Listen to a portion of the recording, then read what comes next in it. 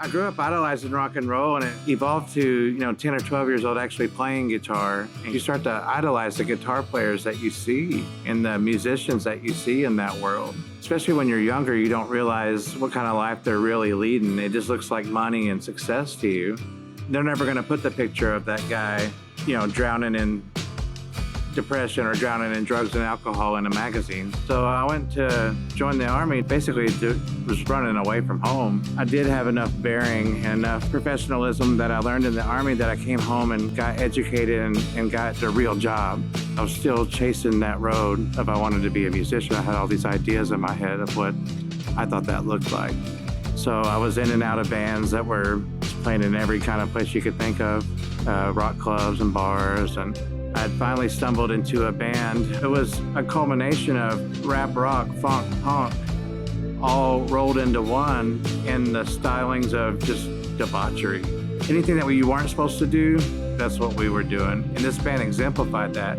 We were sponsored by Jägermeister. We were playing shows with Buck Cherry and at stadiums, and I was on the big stage. There were big lights. There were yes men around us. People knew us. That felt like success at the time. So I got totally wrapped into that and wrapped into that entire lifestyle of really just worshiping yourself. But what I didn't realize is I was in the middle of the downward spiral that just started to head further down. My parents got sick and my mother passed away. I didn't grieve in the right way. I was still grieving on the Jack Daniels therapy. But for the first time, when I was grieving my mother, I thought about this. She would not want me to behave this way. So when my father passed, it was really the catalyst for me to examine myself. Like, my parents had spent a whole lifetime praying for me, but now I don't have anybody. There's this one guy that I was in a band with that he was a little bit different than any of the guys I'd ever played with. Maybe I'm inebriated and he's witnessing to me. I was like, are you witnessing to me right now? And yes, sir, he was. And the message was starting to sink in with me. But even then, hyper resistant. There's no way that I could be worthy, or no way that I can be accepted after all those things. That's things that you think when you don't have faith. And at that time I didn't. But it all came together for me. A friend of ours at work, he had told Misty about that show, The Chosen. And Misty had started watching it. It didn't take long to realize that this was, in fact, we were watching a cinematic version, of the gospel. So I immediately started bringing back some of that nostalgia of time that my mother had spent telling me about Jesus. And then here I am looking at an artistic adaptation of Jesus on the screen and hearing what he's talking about. And some of this sounds familiar. When we got to the part where the lady that was bleeding for 12 years, she had heard that he had healed somebody in another town and saw that the guy that she knew that couldn't walk was indeed walking now. That was plenty of evidence for her that she walked across the desert, found Jesus in a town where he was surrounded by a crowd of people. It's kind of a artistic slow-mo motion, but she busts through the crowd and is falling at Jesus' feet behind him and just touches the hem of his garment. And Jesus stops the whole crowd. This whole time that this is happening and she's chasing Jesus in this kind of way, it's welling up in my heart.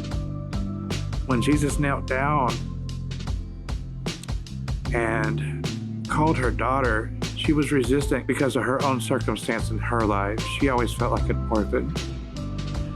But when Jesus called her daughter and explained to her that it was not his garment that healed her, that it was her faith, and that how her faith was a blessing to him that day, it made me feel like that the relationship part of it was real. It was the part of it I never understood. It was the one thing that really pulled it together for me and God. I was like, I just want Jesus to come into my heart so bad.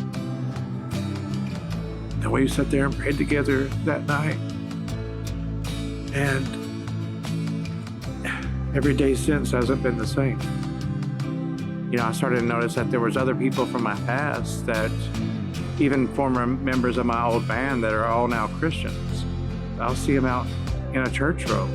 And then the next week, there's another guy, to where on any given Sunday now, we'll be up here worshiping God, and I'll glance across the room, and there's 15 guys down there that I used to see at a bar.